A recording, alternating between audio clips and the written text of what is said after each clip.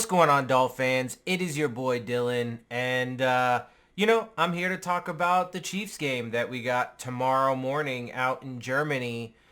Super early in the morning for me. I live on the West Coast.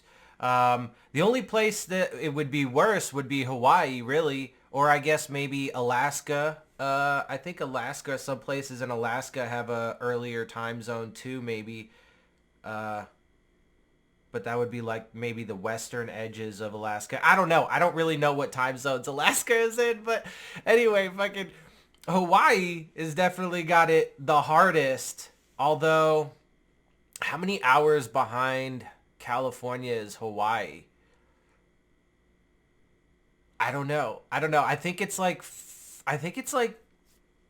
same thing. I think it's about the same amount of time as Germany is from the East Coast. So I think it's like 5 or 6 hours or something like that.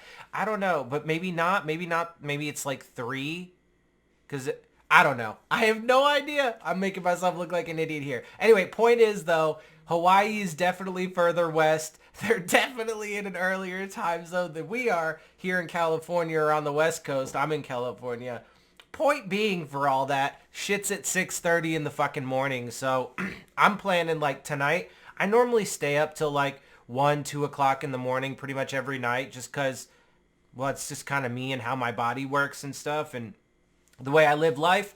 But tonight I'll probably hit in the sack a little earlier, probably going to bed around midnight.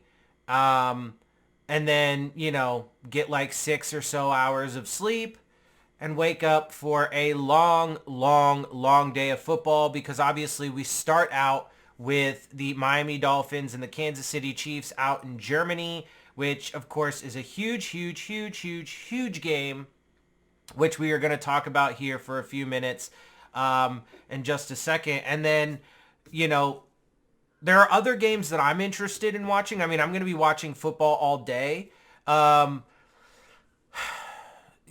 of them are kind of like, I mean, the game that I'm most interested in is the Sunday night football game with the Bills going to the Bengals. They're going to Cincinnati to play Bengals at home. So that's a game that I honestly expect the Bills to lose with as inconsistent and stuff as they've been on offense, with their defense still being good, but having a number of, key injuries, especially guys like Trey White and Matt Milano that are out for the year. That's a big deal. And the fact that the Bengals are, starting to round into their, mid-season form and hit their stride and are looking really good and they're playing hot and they're at home. So I think the Bills are going to lose that game, which means, they could end up 5-4 within the division.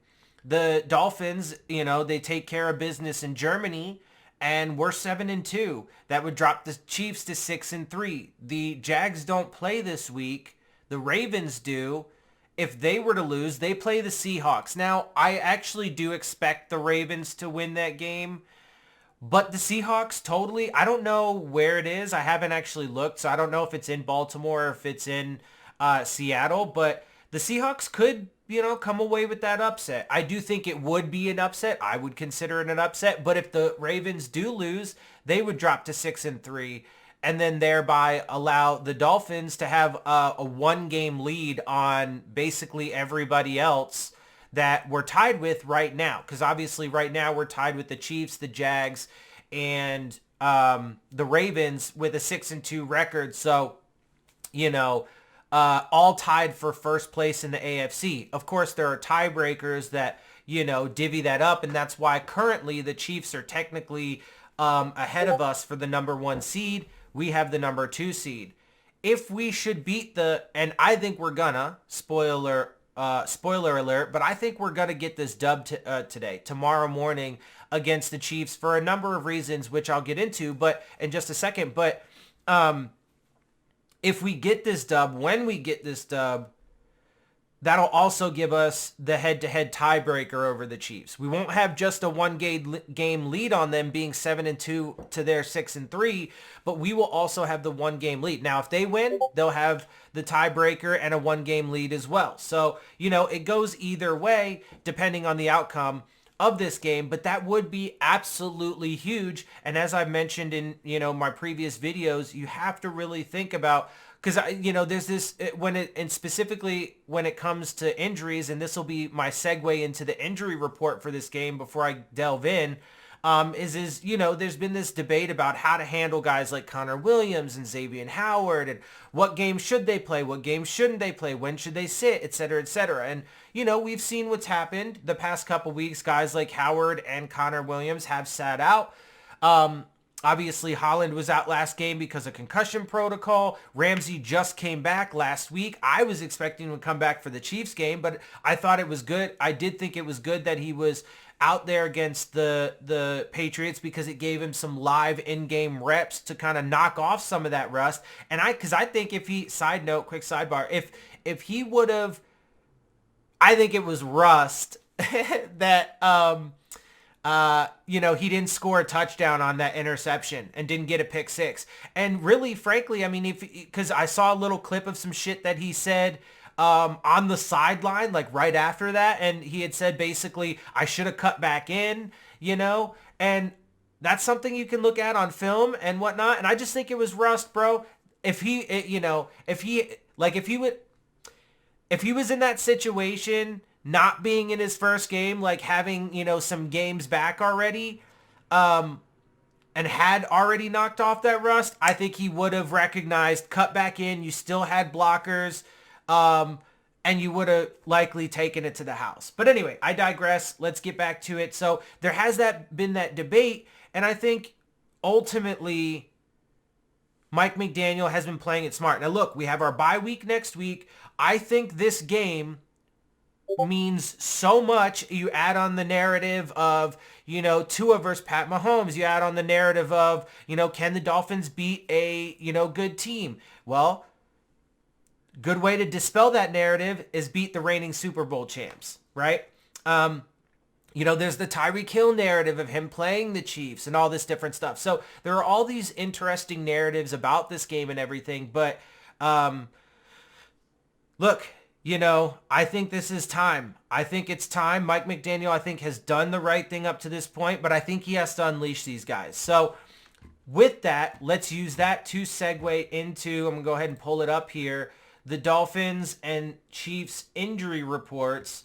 Now, we'll start with the Dolphins. So as you can see here, we have Robert Hunt and Brandon Jones have been ruled out of the game, which is disappointing. I mean, Brandon Jones, he's in the concussion protocol. He didn't even travel with the team. Hopefully he's going to, be okay soon. I would imagine he'll be, good to go by the Raiders game after next week's bye. Not super worried about that, and really not super worried about it for the consequences for this game, because of the fact that, well, we haven't really had him much anyway to this point in the season, because he's been coming off, his Achilles injury. I think it was Achilles, if I'm not mistaken.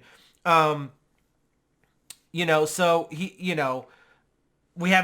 he just hasn't been around to, make much of an impact. So it does suck, and hopefully, he's better soon and will be able to, get back with us for the Raiders game, because, it is going to be nice that we're going to continue to get healthy, going into and through the bye week, coming out on that second half of the season.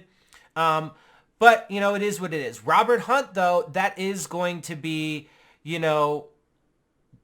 unfortunate. That is unfortunate, but it doesn't look like he's going to be, that his hamstring injury is serious enough that it's going to have him be placed on injured reserve or anything. This is not an Isaiah Wynn situation. We're not losing him for the year, it would seem. And hopefully, again, coming out of the bye week this upcoming week, he'll be healthy enough to go against the Raiders. So let's go ahead and kind of move through this, because I do want to talk about the game. But he will be out. Armstead is, okay, so then we have all of our questionables, which is Armstead, Braxton Berrios, Justin Bethel, River Craycraft, Xavier Howard, Nick Needham, Durham Smythe, and Connor Williams. So those are the questionable guys. Now, and then we have, let's see, Raheem Mostert, Jalen Ramsey, Alec Ingold, and Jalen Waddle with no game status designation. So they're obviously good to go. No problem there with those guys. And, they're limited participations like Jalen Ramsey, that's mostly just precautionary and stuff, obviously, right? And so on and so forth. But anyway, so our questionable guys, though, I would expect them all to play. Now, here's the thing. I do expect Xavier Howard and, oh, hey, shit. I didn't even realize Javon Holland is actually not even on the injury report, which is great because that means he's been removed, meaning he's good to go. So I expect Xavier Howard and Javon Holland to play, which is going to be huge for this defense. I mean, you saw the impact that Ramsey had just last week in his debut.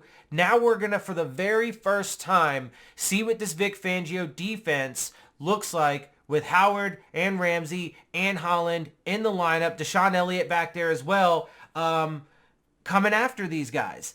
And I think it's going to completely change the dynamic of this defense, and I'm super excited about it. I'll talk a little bit more about that in a minute, but I do expect them to play. And let me get through the rest of this. Connor Williams, I expect to play. So we're going to have our center back. Teron Armstead was, in fact, activated officially off of IR today. He practiced all week. His window was open, but they hadn't yet officially activated him. They also did waive defensive tackle Brandon Peely, who I assume they're going to try and bring back onto the practice squad if he clears waivers. But they had to make a roster spot for him. So unfortunately, that sucks for Brandon Peely, especially because I'm pretty sure he traveled with the team. So he's in Germany with the team, but no longer on the team. Now, I would assume that if that is the case, they're still, letting him hang around with the team and shit. And especially because I'm pretty sure they're going to, try and put him back on the practice squad. So it's not like, they're going to tell the dude, hey, you can't hang out at practice. You can't practice. I'm pretty sure he's not allowed to practice, but I'm pretty sure they'd still let him hang out in the building and hang around the guys and stuff like that. I'm sure he'll, be in street clothes watching the game and shit. It's just an unfortunate but sort of funny situation. Hopefully it works out all right and he ends up on the practice squad. Anyway, but that's fantastic news because then we have Teron Armstead back and things are not looking quite so dire on that offensive line, having to face a pretty imposing defensive front with guys like, Chris Jones and Dana and Karlaftis and, some of those other guys, right? So it's going to be a tough test for them, but the expected offensive line lineup is going to be Teron Armstead at left tackle. It looks like they're going to have Robert Jones at left guard, Connor Williams at center, with Lester Cotton at right guard, and then obviously Austin Jackson at right tackle. Now, the reason why that's a little interesting is because the way that they have been doing it with, Isaiah Wynn out, and the way we've seen it, particularly last week, was Cotton at left guard, and even before that, with Isaiah Wynn being out, Cotton was at left guard, and Robert Jones, when he had to come in, was at right guard. Now, part of that was because Robert Jones has still been, coming off of his injury, so they kind of brought him in slowly, but they're swapping it now. So Cotton is at right guard instead of left, and Jones is now at left guard instead of right. I like that, though, because when Robert Hunt does come back, which I expect him to come back, hopefully, as soon as the Raiders game, I would expect the lineup to be Armstead, Jones, Williams, Hunt, and then Jackson. Because I want Robert Jones. I like Robert Jones from what little I've seen of him with the Dolphins over the past couple years, because he hasn't really played much. It's mostly been preseason and stuff like that. But what I've seen, or maybe garbage time, but what I've seen, I've really liked, and I think he, potentially does fit the scheme, because what I've seen from him is being able to block up to the second level and stuff like that. So the reason why I like it is because I think Lester Cotton is the guy that ends up coming out of the lineup when Hunt comes back. And so I would like to see Robert Jones at that left guard position. So I think it's a good opportunity for him to start getting settled in there. All right, that's the Dolphins. Let's move on to the Chiefs. We're looking like we're going to be basically more or less at full strength. Obviously minus Isaiah Wynn, who's probably out for the year. Maybe he could come back potentially if, I don't know. We'll see. Let's just not even speculate on that. And then with Robert Hunt at least out for this week, and next week is the bye. But anyway, so and then Devon Achane we should also get back after the bye week as well. He should come off of injured reserve. All right, let's look at the Kansas City Chiefs. First, there's only 2 players that were ruled out, Clyde Edwards-Helaire and Richie James, wide receiver and running back. Now, that is important just because the Kansas City Chiefs offense has been struggling, let's say, to say the least. So missing another wide receiver and running back is going to hurt them.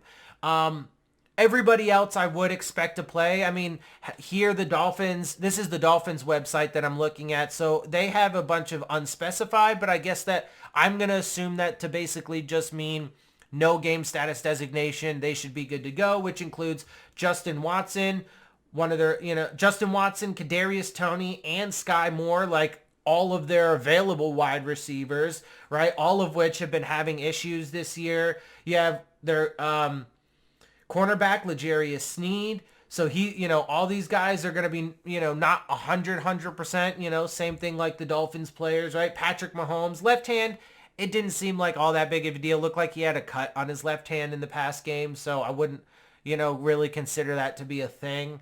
But I guess they had to put him on the injury report. Mike Edwards, safety, Tommy Townsend, punter, Willie Gay, and Jerick McKinnon. Now, they will for sure obviously be without Nick Bolton, who is their best linebacker. Now, Willie Gay is damn good too, but he is going to be nursing a lower back injury, didn't participate Wednesday, was limited the rest of the week, and is officially listed as questionable. So there is still a chance that Willie Gay might not play, which would be huge. But even if he does, he's also going to be a little bit banged up and not quite at 100%. So there you have that. Those are the injury reports. Let's go ahead and put me back big. And now I'm just going to talk about this actual game and these matchups. And so let's start with the Dolphins offense versus the Kansas City Chiefs defense. So obviously, there's been talk about us not being, and it's true. Look, the offense hasn't performed as well when we've been on the road against the 2 good teams that we've played. Now, we've also played other games on the road. Obviously, the Patriots in week 2, the Chargers in week 1. The offense did pretty well in those games overall, more so in the Chargers game, right? But so the average, like the points scored average, I think is probably like 24 something. In all of our away games, it's like 18 something against the Bills and the Philadelphia Eagles in just those 2 games. Now, that's true. Obviously, those were also really good teams. They're also really good defenses in their home stadiums, et cetera, et cetera. And of course, with the Philadelphia Eagles game, I mean, that was the most clearly biased refereeing and officiating I've ever seen in my entire life, but I digress. So those are factors, right? Now, obviously, there's injuries. Those are factors. No Isaiah Wynn, no Robert Hunt. We're going to have Rob Jones and Lester Cotton. But we do get boosts with Teron Armstead. Kendall Lamb can get a rest. Now, he's been great all year, but he can get a rest. He can, get himself together so that way if he does have to come back in for Teron Armstead at some point later down the season, he can be a little bit more fresh. We don't have to see any more Eichenberg, thank God. Connor Williams back in there, that's going to be huge, especially for the middle of our offensive line going up against guys like Chris Jones and Karlaftis and Dana and all these other guys, especially because they do tend to move around a bit. So, but Mike McDaniel is also good at scheming up how to get around defensive lines and pass rush. Tua has a really quick release. I'm not super worried about it, although it is one of my bigger concerns overall in this game just because they are really good. And they do have good, defensive backs. The middle of the field, though, does look like there are going to be some opportunities because Nick Bolton is going to be out and because, Willie Gay either will not play or if he does, he's going to be, nursing a lower back injury, which is a pretty big deal for a linebacker. So there likely will be some opportunities in the middle of the field, potentially down the field, if the Dolphins can run the ball. And that's going to be one of my offensive keys to victory, because obviously that'll be one way to negate some of the pass rush, but also if the Chiefs, look, everybody's been raving about the Chiefs defense. I think they're like number 2 overall. And look, statistically, they are damn good. Now, there is also the context of they haven't really played a ton of great offensive teams. So it could be skewed a little bit. And I think the Dolphins, I'm not going to say the Dolphins are going to like fully expose that, but I think we will expose it a little bit, because I do think and believe that the Dolphins offense is the best that they've had to face all season. Having said that, if the Chiefs defense has a weakness, it's their run game. And I think that with Jeff Wilson now being back for a few games and showing some of the tough running that he showed, like last week in particular, but pair him with Mostert, who's good to go. He's had a little bit of an ankle thing, but he even said in his press conference, I think yesterday, it's nothing. He's good to go. Obviously, the injury report, no designation, good to go. So you have those two guys get the run game going. And with Armstead and Connor Williams in specific back, that is huge for the run game. Absolutely huge for the run game, because those guys can maul some people. They can handle guys like Chris Jones and whatnot, and actually get to the second level to handle defensive backs and linebackers to spring our guys free. So, and the kind of guys that we have are fast, but they're also good at breaking tackles and stuff like that. Now, when Devon Achane comes back, we're going to have a real Hydra, Cerberus, 3-headed monster in that backfield with Mostert, Wilson, and Achane. So I'm really looking forward to that. But for this game, it's the 2-headed monsters. So that's honestly the number one thing for this Dolphins offense to me in this game if they want to have a chance to win. Start with the run, establish it. They can be run on. That will help ease the pass rush. It'll make it easier for your offensive line to protect when you do have to pass. And then it will open up the field for guys like Jalen Waddle and Tyreek Hill and Braxton Berrios and Chase Claypool, who I love the fact that is getting more and more involved each and every week and has shown some good things in the blocking game, right? So really loving it there. That's good stuff. And I'm looking forward to that. It's going to be an interesting matchup, but I think the Dolphins offense overall can overcome their defense. Now, so I think that's definitely a matchup that they can win. It's going to be tough. It'll go back and forth. I think overall this game is going to be a bit of a dogfight. It's a tough team, et cetera, reigning Super Bowl champs, blah, blah, blah. Patrick Mahomes, Travis Kelce, good defense. But if you compare the Dolphins offense and the Chiefs offense, technically the Chiefs offense is ranked, I think like 4th in the league or something like that. They're ranked up there. But if you've watched them, they're not very good. And they're only, I think, if I remember, 12th in the league in scoring offense. And last week against the Broncos, they didn't even score a touchdown. So, look, and their wide receivers have had a ton of issues. They've had drops. By the way, just quick side note, it is looking like it's going to be rather cold. It's going to be like 50 degrees there in Germany, which is not unexpected. It's going to look like it's probably going to be a bit windy. And there is going to be, there's a high percentage of a little bit of rain.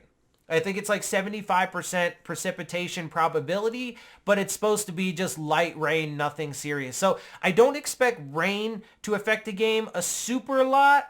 Wind maybe a little bit more so, because I think it is going to be a bit windy, but it is also going to be cold. So just a couple things, to keep in mind. And also, if the Dolphins come away with a victory, we can say that not only did we beat the reigning Super Bowl champs on the road, but we also beat them in a cold weather game. So, throw that in there. But anyway, the Dolphins offense is unquestionably, I think, light years better than the Chiefs offense, even though they have Patrick Mahomes and Travis Kelce. And that's why you can never count them out. And that's why you can always expect that they're going to give you a fight in a battle. But, just comparing offenses, I think the Dolphins take that. Now, defenses. The Dolphins defense is ranked mostly middle of the pack. They're ranked, top of the league. But again, they haven't exactly played the toughest competition. And the Dolphins definitely did start off slow, but they have been getting better and better and better and better every single week. And the statistics bear that out. We are also though currently top of the league in pressures and sacks. which is great considering the fact that we still haven't gotten this defense back to full strength, health-wise, and etc. The weakest area of our defense has been our coverage. But we're going to have Howard and Ramsey and Holland back in this lineup. And now that we're halfway through the season and these players have had an opportunity to get used to Vic Fang's defense while also getting healthier and getting used to playing with each other within the scheme, Fang's knowing what his players are good at, starting to pressure and blitz a little bit more, I think you're going to see this defense turn out to be one of the top defenses in the league by end of the year. So when it comes to defenses, I think that we're actually rather evenly matched up talent-wise. And I think on paper overall, this Dolphins team is the better team. Now, that has to bear out and that has to, happen on the field. But it's pretty crazy to say, but I do believe it. So let's, talk about this Dolphins defense going up against that Kansas City Chiefs offense for a minute. Like I said, they've had their struggles. Pat Mahomes hasn't looked quite like himself. And look, even, the national media for the most part has, given them excuse after excuse after excuse. And to some degree, they've deserved it, right? I get it. They have a track record. Patrick Mahomes and Travis Kelce and Andy Reid have proven that they can, in years past, that they can overcome things. They're still great, blah, blah, blah. They've definitely earned that. However, while that is true, it is also true that what transpired in years past, frankly, has nothing to do with what has happened this year. And if you just look at this year, now again, because of their history, you're never going to count them out. They've earned that. And you can expect that they will get things together at some point. That's fair to say. But even a lot of the national media is starting to say, there's something going on. And when we win this game, it'll be interesting to see how the national media does talk about the Kansas City Chiefs, with their struggles. But they have been having struggles. So, and it has looked a lot of like, Patrick Mahomes has had to do a lot of hero ball stuff. Their run game has been okay, but it hasn't been prolific or super great, or anything like that. They've been decent. And their pass game, again, lots of drop passes, all kinds of stuff. Their offensive line is still really good. The middle seems to be their strength. If they're having any issues, it's on the edge. But that, I think, actually plays into the Dolphins' defensive front strength, because our edge rushers have really been coming on. Like I said, our pass rush is really good. You're going to have Jalen Phillips, Chubb, who have both been fucking doing great things, coming around the edges, mixing a little Andrew Van Ginkel. You got Christian Wilkins and Zach Sealer coming up the middle, who have really been coming on. All of these guys have multiple sacks. And like I said, we're ranked in the top of the league. So I think that we can collapse that pocket, both up the middle and around the edge. I think we can get him out of the pocket. But here's one of the keys, though, right? I think that what's going to make this game a little bit different than the ones in the past, or a lot different, is our secondary. Okay?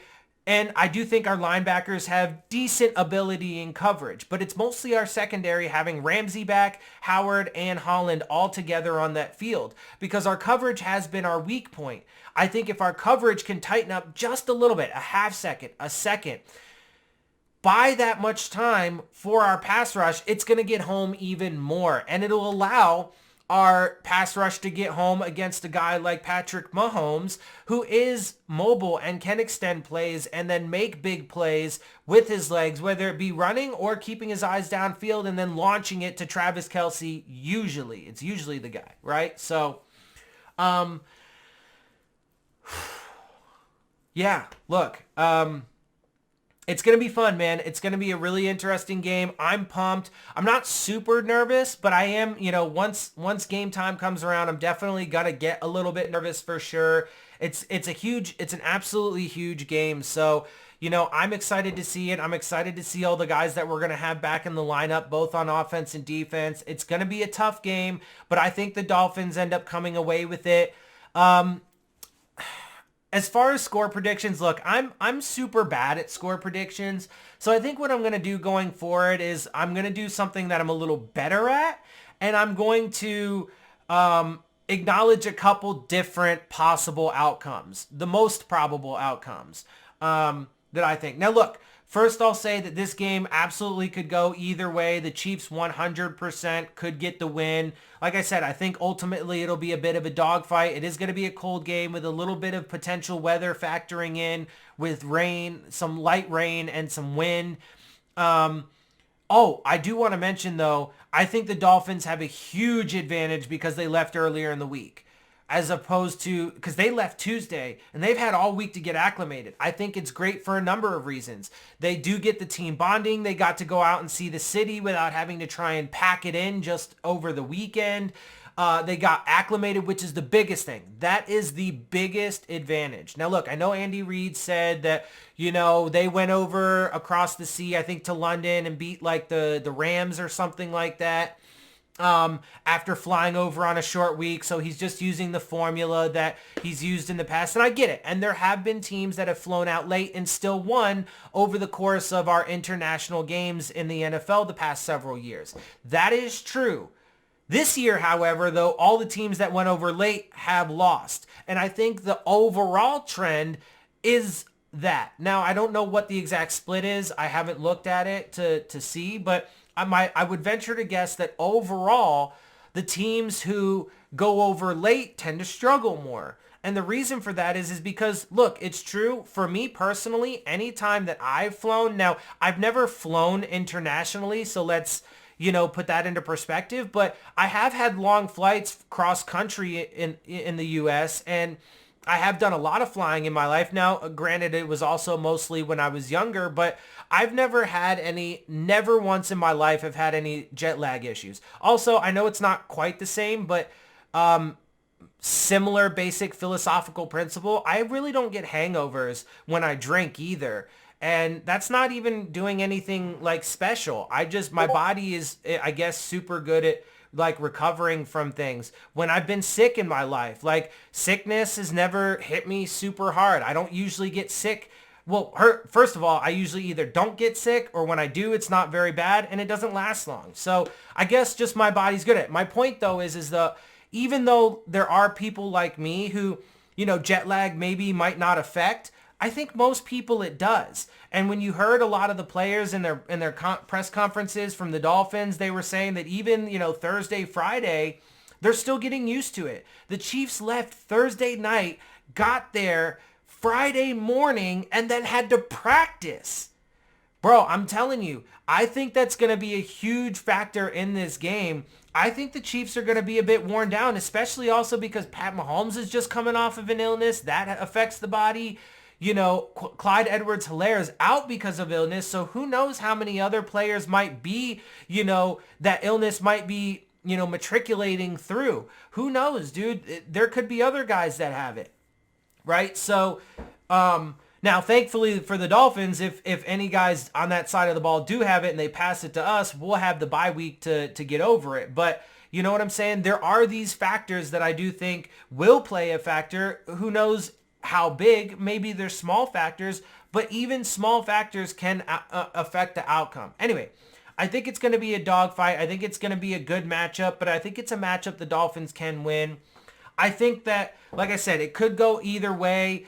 A lot of people think that this is going to be a high-scoring game. The over-under, I think, for points is something like 51.5 or some shit like that, which is pretty crazy. The Chiefs are favored in this game by 1.5 points. If you guys care about spreads and stuff like that in that regard. So just to kind of give you a little bit more context, but because it is technically a home game for the Chiefs. So, but